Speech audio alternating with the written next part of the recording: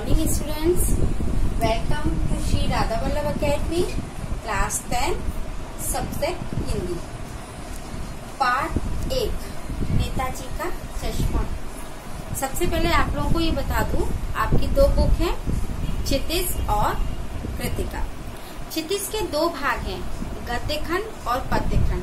गद्यखंड और पद्यखंड में अंतर आप लोगों को मालूम है। पद्यखंड में कविताएं होती हैं, पद होते हैं, तो उसकी मैं व्याख्या करवाऊंगी, फिर क्वेश्चन आंसर। और गद्य खंड में पाठ होते हैं जो लेखक के द्वारा लिखे जाते हैं। तो आपका गद्य खंड का जो पहला चैप्टर है नेताजी का चश्मा, वो मैं आज आपको पढ़ाऊंगी।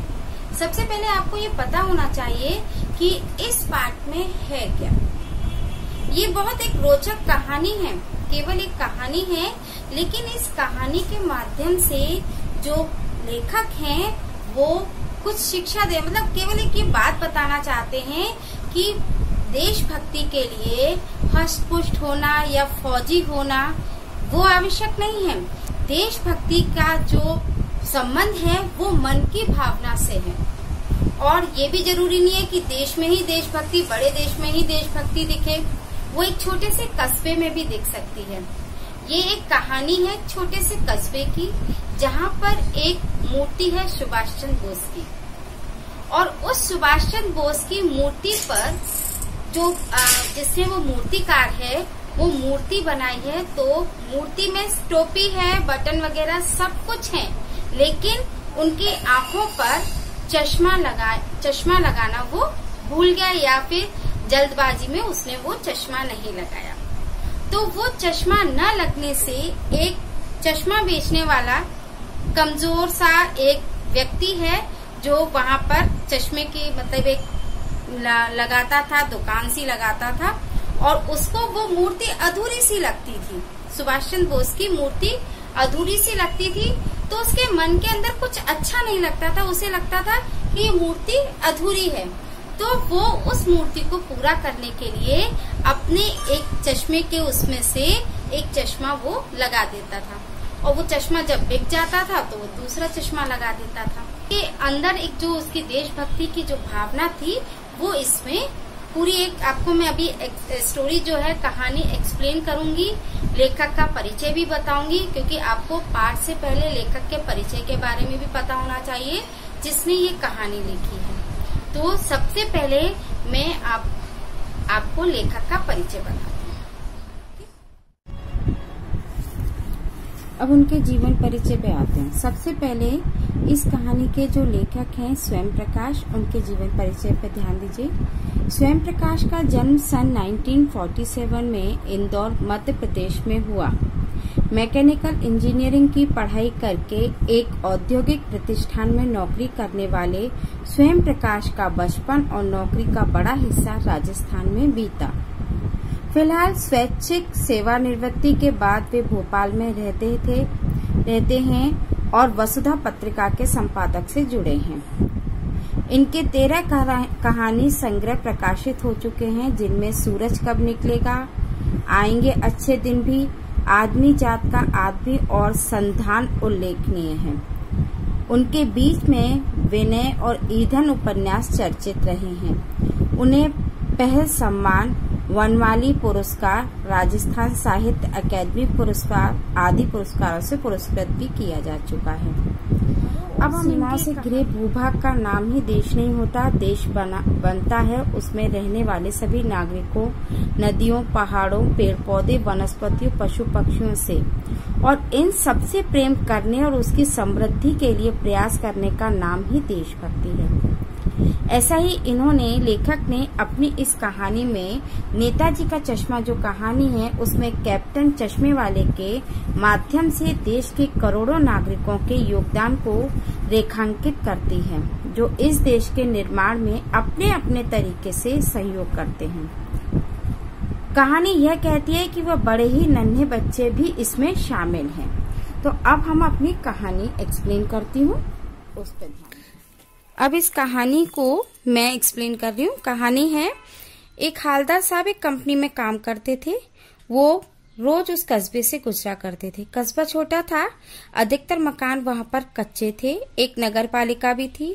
लगता है उस पालिका ने कभी कस्बे के मुख्य बाजार के चौराहे पर नेताजी सुभाष चंद्र बोस की संगमरमर की मूर्ति लगवा दी होगी। मूर्ति देखकर लगता था कि जैसे वह मजबूरियों के कारण किसी स्थानीय कलाकार से बनवाई होगी। शायद कस्बे के एकमात्र स्कूल के ड्राइंग मास्टर मोतीलाल ने उस मूर्ति को 1 महीने में बनाकर पटकने का वादा किया होगा।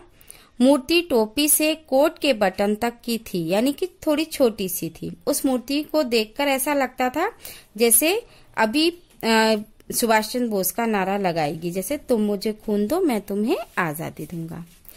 अब उस मूर्ति पे एक चश्मा लगा हुआ था। उस चश्मे को देखकर हवलदार साहब जब भी जाते थे उस मूर्ति को देखते थे और उसकी आंखों के चश्मे को देखकर उन्हें कुछ अलग सा लगता था। तो उनके उसको फ्रेम को देखते थे। वहां पर एक रोज नया फ्रेम लगता था। पहली बार उन्होंने देखा तो उनके होठों पे हंसी आ गई। पत्थर की मूर्ति पर वास्तविक चश्मा। मूर्ति तो पत्थर की थी, संगमरमर की, लेकिन उस पे चश्मा फ्रेम का लगा होता। हवलदार साहब जीप में बैठे बैठे सोचते कि इस कस्बे के नागरिक सचमुच बहुत देशभक्त हैं। वे नेताजी को चश्मा पहनाकर कम से कम नेताजी के प्रति अपनी भावनाएं व्यक्त करते थे। वो मूर्ति थी, पूरी मूर्ति बनी, लेकिन उसमें चश्मा नहीं लगा था और वहां पर वो चश्मे का फ्रेम रोज नया लगता था। इसको देखकर नेताजी को हवलदार साहब को ऐसा लगता था। अब उन्हें वो चौराहे पे रोज जाते थे तो उन्हें वो चश्मा बदल बदल के दिखता था। उन्होंने चौराहे पर बैठे पान वाले से पूछा, ये नेताजी की फ्रेम कौन बदलता है? तो पान वाला थोड़ा खुश मिजाज था, मोटा भी था। उसने बताया कि ये फ्रेम कैप्टन चश्मे वाला बदलता है। अगर किसी ग्राहक को मूर्ति पर लगा चश्मा पसंद आ जाता है तो वो उस ग्राहक को देखकर मूर्ति पर दूसरा नया चश्मा लगा देता है, परंतु वह सुभाष चंद्र की मूर्ति को बिना चश्मे के नहीं रहने देता था, मानो इससे उसे कोई चोट लगती थी। हवलदार साहब को यह सब बहुत विचित्र लगा। उन्होंने एक बार फिर से अपनी जीप पान वाले के पास रुकवा कर पूछ ही लिया कि ये कैप्टन चश्मे वाला नेताजी का साथी है क्या, या आजाद हिंद फौज का भूतपूर्व सिपाही था? इस प्रश्न पर पान वाला हंसने लगा। तो हवलदार साहब को उसका मजाक उड़ाना या उसका हंसना अच्छा नहीं लगा। उस दिन के बाद कोई 2 साल तक लगातार वे आते जाते मूर्ति को देखते रहे। कभी चश्मा गोल होता, कभी चौकोर, कभी लाल तो कभी काला, परंतु कोई ना कोई चश्मा होता जरूर था। एक बार ऐसा हुआ कि मूर्ति के चेहरे पर कोई भी चश्मा नहीं था। उस दिन पान वाले की और चौराहे की सारी दुकानें भी बंद थीं। अगली बार आकर उन्होंने पान वाले से पूछा, इस बार मूर्ति पर चश्मा क्यों नहीं है? तो पान वाले ने अपनी आंखें पोंछते हुए उदास स्वर में बताया कि कैप्टन मर गया, यानी कि जो कैप्टन चश्मा बेचने वाला था उसकी मृत्यु हो चुकी थी। यह सुनकर हवलदार साहब उदास होकर जीप में बैठकर चले गए। फिर थोड़े समय बाद हवलदार साहब 15 दिन तक वहां आए नहीं। फिर 15 दिन बाद उस कस्बे से होकर गुजरे। सोचा कि अब वे बिना चश्मे वाली नेताजी की मूर्ति को नहीं देखेंगे, परंतु जैसे ही चौराहे के करीब आए हवलदार साहब ने आदेश दिया, जीप रोको। उन्होंने वहां कुछ देखा। उन्होंने देखा नेताजी की मूर्ति पर सरकंडे का बना चश्मा, यानी लोहे का जो तार होता है उसका बनाया हुआ चश्मा लगा हुआ है। हवलदार साहब की आंखें नम हो गईं। वे भावुक हो गए। उनके भावुक होने का एक कारण था। अब इस कहानी तो इतनी ही है, लेकिन जो हवलदार साहब हैं, हवलदार साहब के लिए सुभाष चंद्र की मूर्ति पर चश्मा लगाना इतनी सी, यानी कि थोड़ी बात नहीं थी। यह उनके लिए बहुत बड़ी बात थी।